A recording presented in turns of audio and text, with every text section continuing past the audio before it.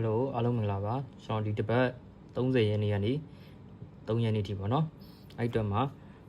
ကလန်ဒါကြရှိရပေါ့ဘာလဲဆိုတော့ဒီဂျာလာဘရိနေ့မနက်မှာထိုင်းပါဝါဖြစ်ရမယ်ပြီးအပိတ်နေ့မနက်မှာအပူဖြစ်ရမယ်ပေါ့နော်အဲ့ဒါဆိုရင်သူ့ရဲ့နောက်တစ်ပတ်အတွင်းမှာကျွန်တော်3ပတ်တီမပြောက်ပါဘူးဒီမှာဆိုရင်3ပတ်တီ3ပတ်တီ3ပတ်တီ3ပတ်တီ3ပတ်တီ3ပတ်တီမပြောက်ပါဘူးပြီးရင်16 break မပြောက်ပါဘူးပြီးတော့ဒီမှာ16 break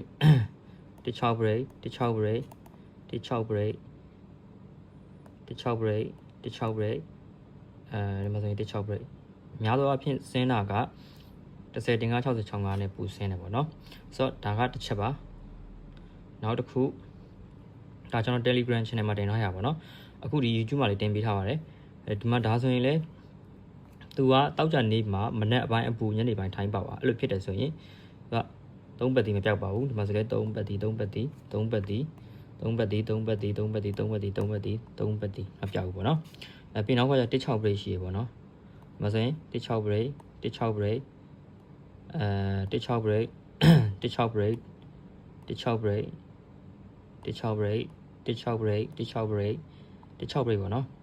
16 break မပြောက်3ပတ်တီပြောက်မပြောက်ဘူးမူနှစ်ခုလုံးပေါ့နော်ဆိုတော့ဒီတစ်ပတ်မှာဒီကောင်ကိုဒီမူနှစ်ခုလုံးတူနေတဲ့3ပတ်တီရဲ့16 break ရဲ့အပိုင်ကိုင်းလို့ရရပေါ့နော်